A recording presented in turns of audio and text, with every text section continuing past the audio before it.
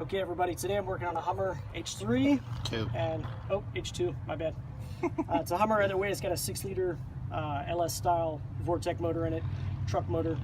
And we are going to change the water pump. So, the first thing you've got to do is get, well, I took the air box out of the way, just the air intake, 2 clamps, loosen those, pull that out of the way. The next thing I did was, got a big crescent wrench, put it down on that nut to get the fan clutch out of the way. And I took a big pry bar, kind of stuck it right in here, and then took my BFH and gave it a good smack a couple times, counterclockwise, and it actually came loose. I was surprised that it came loose that easily, but it did, and we've got that off. So we're going to remove the fan, get that out of the way, and get the rest of this water pump out of the truck. All right, let's do this. I am actually kind of surprised that worked, but I'm glad it did because I did not want to go get tools and fuck around with all that. You know what I mean? I know what you mean.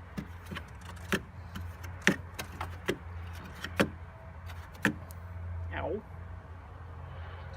And I'm already bleeding. That's awesome.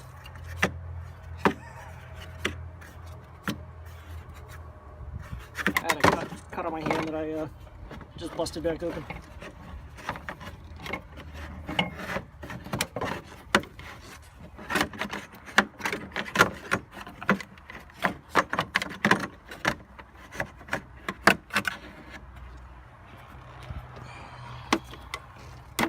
Well, then the next thing you want to do is remove your Serpentine belt. Take a 15mm, nice long bar. Okay, so the next part you're going to want to do is go ahead and remove your tensioner while it's in the truck. It's easier to get these bolts off in the truck than it is once the water pump's laying on the ground. Again, that's a 15mm. Just kind of loosen that up. You don't have to take it all the way off at this point if you don't want to, but at least knock the bolts loose. You're still recording? Mm-hmm. All right, I'll have to edit these later. Okay, so once you've got your tensioner loosened, the next thing you're going to want to do is start pulling your hoses. You've got a hose here, you got your inlet, your outlet, and then your heater core hoses. Total of 4 hoses. Pretty easy to get those off. You've got the clips here. You just use a flathead screwdriver or the proper size wrench. Loosen that to the left. Same story with the one down here. These are clips, so you're gonna have to grab a pair of pliers, push those down, and then what I like to do is take a big flathead screwdriver and just kind of put it right on the edge of here and just kind of pry it a little bit, loosen it up, and then those will slide right off.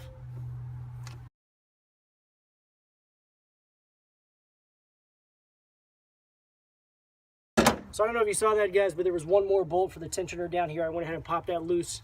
The next thing to do is to remove the 6 bolts that are holding the water pump onto the truck. I believe those are 10mm. There's going to be 6 of them, 3 on each side. Let's see if I can kind of point those out for you.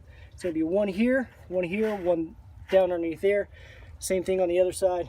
One there, one right through here, one down on the bottom. Pretty easy to get to, not too difficult. So just go ahead and pop those 6 bolts out.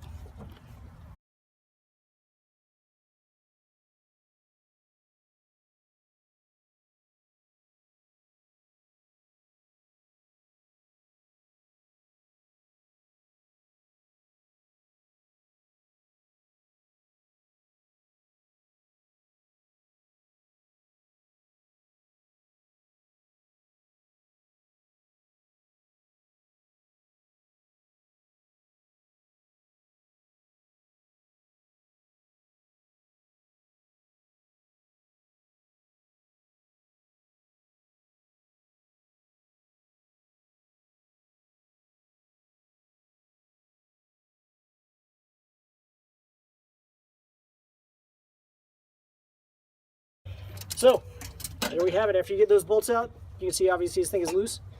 Just pull it out. Boom. Pull this one out. Okay, well, here's what we're doing, guys.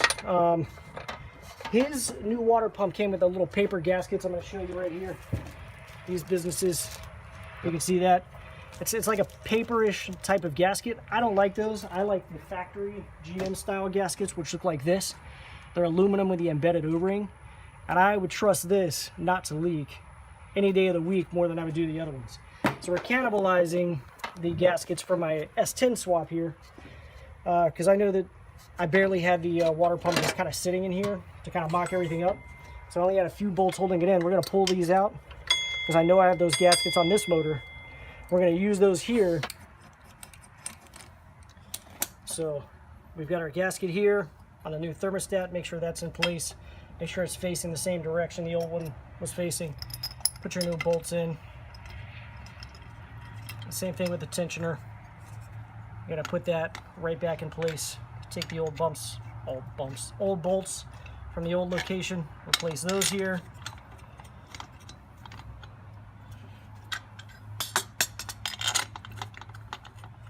And once you get everything put back on your new pump, you're going to go ahead and stick it back in the truck. Make sure you have your new gaskets in place and put those 6 bolts back in. Torque them to the proper torque. I'm not sure what that torque is off the top of my head, so make sure you look that up. That's critical to getting a good seal onto the motor, and you don't want that to leak because you don't want to do this job again.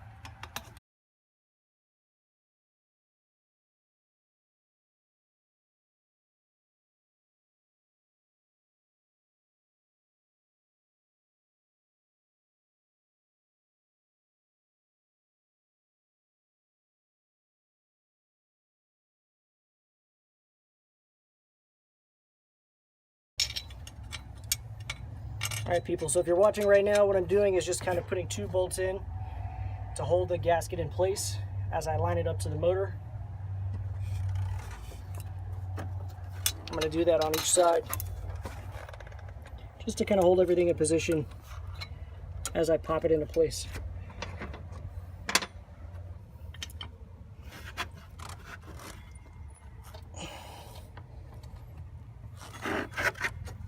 Okay. So what you want to do at this point is verify that, you know, your gasket is in position, it hasn't fallen down out of position, and if everything looks good, go ahead and put the other 2 bolts in, and as I said, torque that down to the proper torque spec. You can ask Google for that information. All right, Cliff went out of his way and got the torque for you.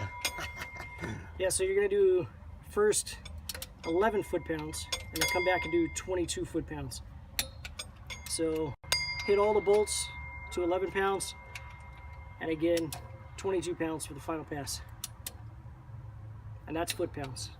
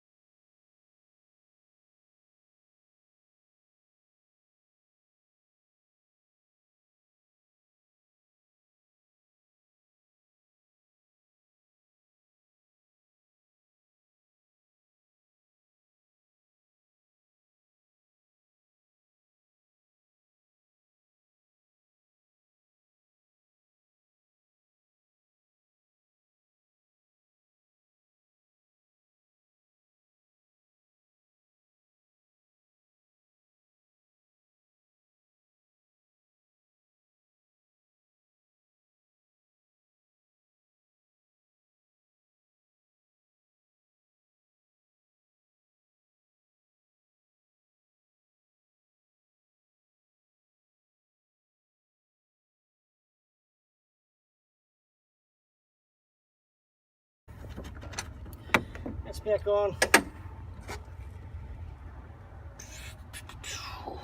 Okay, so you've got your belt back in, your tensioner back on.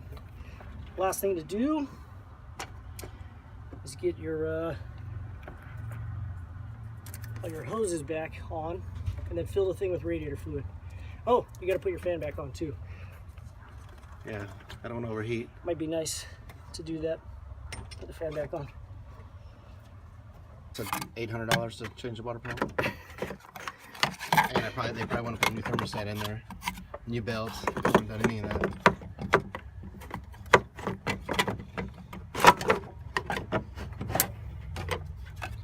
Would have been a good idea. put this back in there before putting the hose back. A little late for that now, though.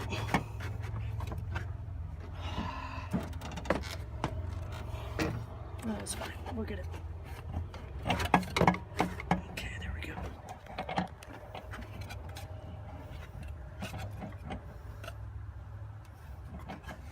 Oh my God, you're gonna be difficult, aren't you?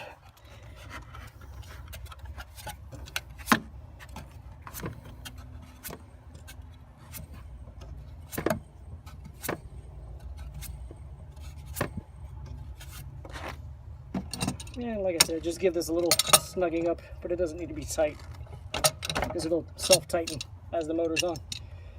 And that's it. Fill it up with radiator coolant. Put this back in place, which takes like 5 seconds, and you're all done. Thank you very much for watching.